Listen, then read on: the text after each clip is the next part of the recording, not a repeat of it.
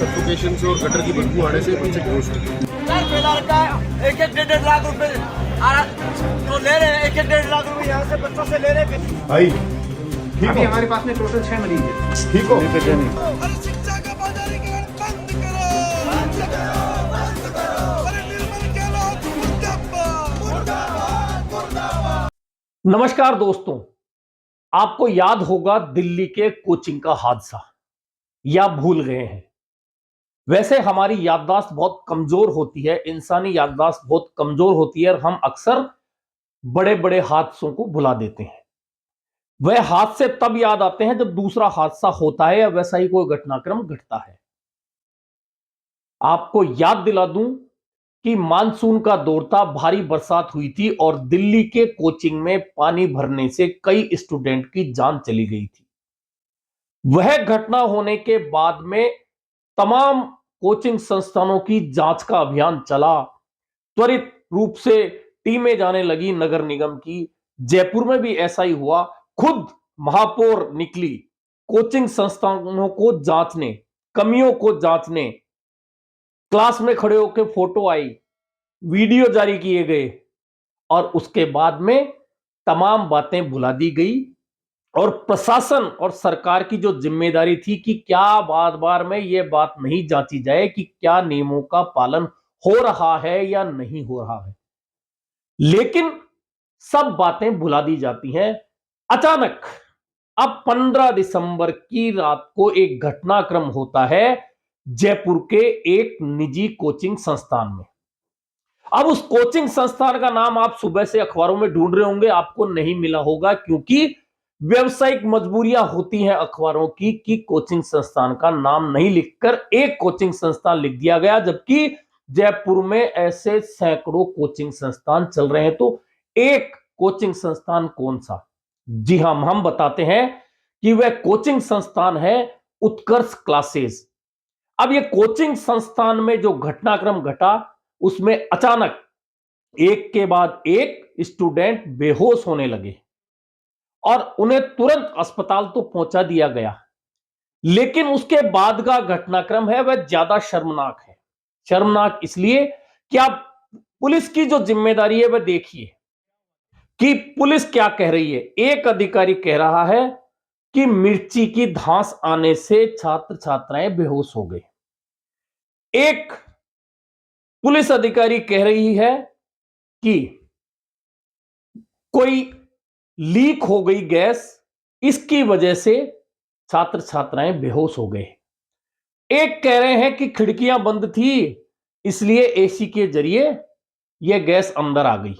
Suffocation से और gutter की बदबू आने से बच्चे बेहोश हो गए। नहीं, छत के ऊपर जी। हाँ, वो किचन जो वेस्ट है मतलब कुल मिला के किचन में तड़का लगाया, मिर्च का तड़का लगाया, उसकी गैस की फैक्ट्री। अच्छा।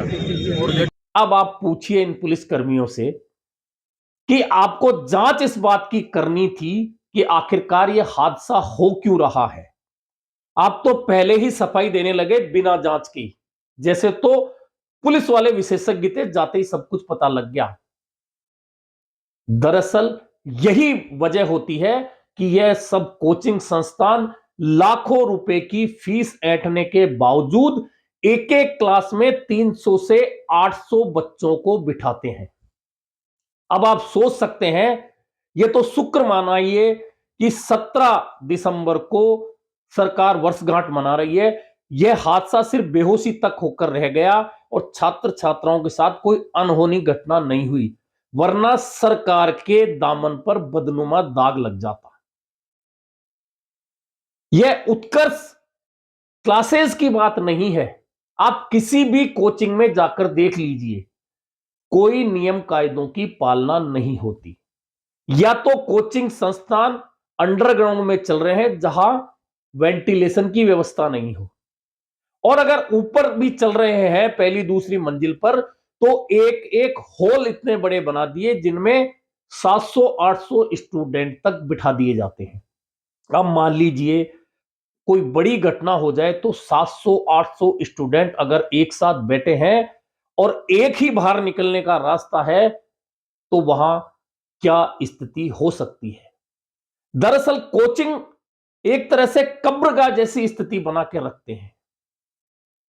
दिल्ली का जो हादसा हुआ वह भी इसीलिए था कि अंडरग्राउंड से निकलने का रास्ता ही नहीं मिला और स्टूडेंट की जान चली गई।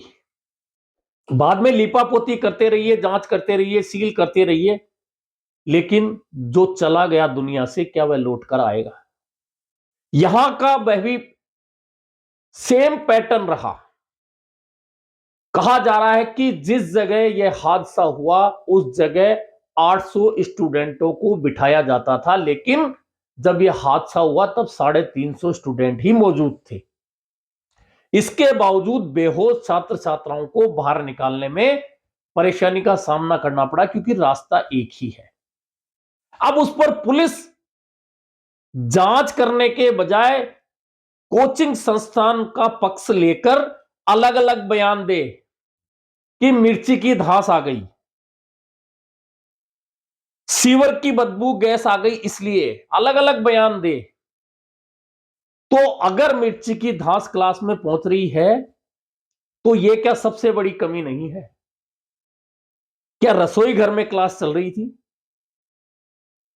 अब सीवर की गैस आ गई, एक अधिकारी ये कह रही है, तो यह क्या लापरवाही नहीं है? और आप बचाने में क्यों लग रहे हैं? खैर, अब जब राजनीतिकरण हुआ, रात को ही स्टूडेंट लीडर्स धरने पर बैठ गए, उनकी पुलिस से तकरार हुई, भिड़ंत हुई, अभी तक वह धरना चल रहा है।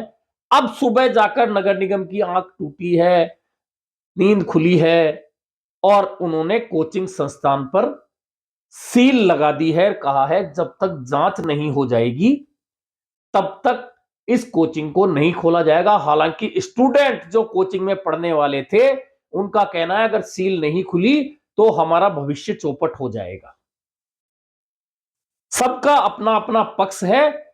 उधर राजनीतिक रूप से पूर्व मुख्यमंत्री अशोक गहलोत ने कहा है कि कोचिंग संस्थानों में नियमों का पालन नहीं होता, यह तय है, और सरकार को अविलंब रूप से इन तमाम कोचिंग संस्थानों को कोचिंग हब जो बनाया गया है सरकार की ओर से वहां शिफ्ट कर देना चाहिए, क्योंकि वहां सभी सुविधाएं नियम कायदों को देखकर उस कोचिंग हब का निर्माण किया गया है। नेता प्रतिपक्ष भी कहते हैं कि यह सरकार और प्रशासन की बड़ी लापरवाही है कि इन कोचिंग संस्थानों की समय समय पर जांच नहीं की जाती। इसका फायदा उठाकर नियमों को तोड़कर लाखों रुपए की फीस वसूलकर ये कोचिंग संस्थान अपनी जेबें भरते हैं, लेकिन स्टूडेंट का ध्यान, स्वास्थ्य का ध्यान, कोई लापरवाही हो जाए तो उनकी जान चली जाए तो इस ऐसी घटनाक्रमों को कभी भी वे ध्यान नहीं रखते और बस मोटी फीस लेना और जेब में पैसा रखना। दरअसल जयपुर के गोपालपुरा बाईपास पर पहले ये तमाम जो चलते थे कोचिंग संस्थान वे टोंक फाटक एरिया में चलते थे, जहां कोर्ट में लंबी लड़ाई लड़कर नागरिकों ने इन्हें यहां से हटवाया और उसके बाद ये तमाम कोचिंग संस्थान गोपालपुरा बाईपास पर शिफ्ट हो गए, महेश नगर शिफ्ट हो गए, गुजर की थड़ी शिफ्ट हो गए। अब आप वहां जाकर देखिए शाम को हालात।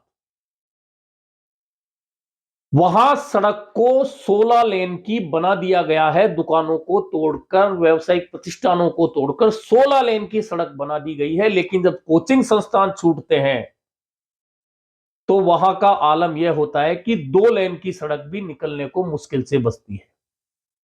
और जब कोचिंग संस्थान चल रहे होते तो उनके बाहर पार्किंग, क्योंकि सबने बड़ी बड़ी बिल्डिंगें तो बनाई लेकिन पार्किंग का प्रावधान नहीं किया, तो पार्किंग को लेकर भी आधी सड़क घिरी रहती है।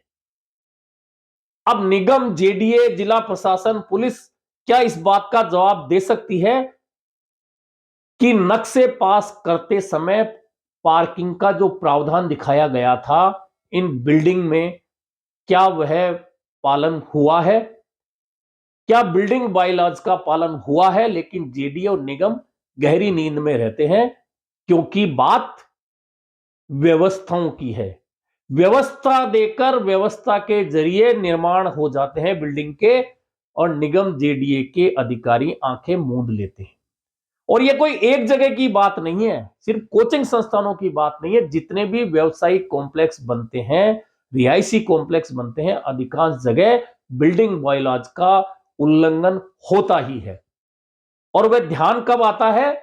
जब कोई बड़ा घटनाक्रम हो जाए, बड़ी दुर्घटना हो जाए, कोई हादसा हो जाए, तब बिल्डिंग बायलॉज याद आते हैं निगम जेडीए को। कुल मिलाकर जयपुर के गोपालपुरा बाईपास पर चलने वाले तमाम कोचिंग संस्थानों पर आप खड़े होकर देख लीजिए, बड़ी बड़ी बिल्डिंगें बना दी गई है। किसी भी बिल्डिंग में पार्किंग का कोई प्रावधान नहीं है। ऐसे में जितने भी वाहन वहां आते हैं कोचिंग में, वह तमाम सड़क पर खड़े होते हैं, और सड़क पर खड़े होते हैं तो सड़क का जो ट्रैफिक होता है वह बाधित होता है निश्चित तौर पर। लेकिन ना पुलिस कोई प्रयास करती है, ना निगम जेडीए ये देखते हैं कि नक्शे में अगर पार्किंग दिखाई गई है तो वो पार्किंग क्यों नहीं है। कुल मिलाकर उत्कर्ष में एक हादसा हुआ, छात्र छात्राएं बेहोश हुए, जिनमें 2 की हालत अभी भी ठीक नहीं है और वे अस्पताल में भर्ती हैं। बाकी स्टूडेंट की हालत ठीक बताई जा रही है। लेकिन हादसा भले ही यह छोटा हुआ हो, किसी की जान नहीं गई हो, यह शुक्र है भगवान का। लेकिन क्या अब भी निगम जेडीए, पुलिस और जिला प्रशासन की आंख खुलेगी? क्या सरकार कोई नियम बनाएगी? क्या सरकार इन तमाम कोचिंग संस्थानों को कोचिंग हब में शिफ्ट करेगी ताकि आगे किसी तरह के हादसे नहीं हो? क्या निगम लगातार इन कोचिंग संस्थानों की जांच करता रहेगा ताकि कभी भी कोई कमी पाई जाए तो वह ठीक करवाई जा सके? या फिर इन कोचिंग के कब्रगाह बनने का इंतजार नगर निगम कर रहा है, जेडीए कर रहा है, पुलिस कर रही है, या हम यूं ही देखते रहेंगे? अभी के लिए इतना ही, फिर मिलेंगे नए मुद्दे पर चर्चा के साथ।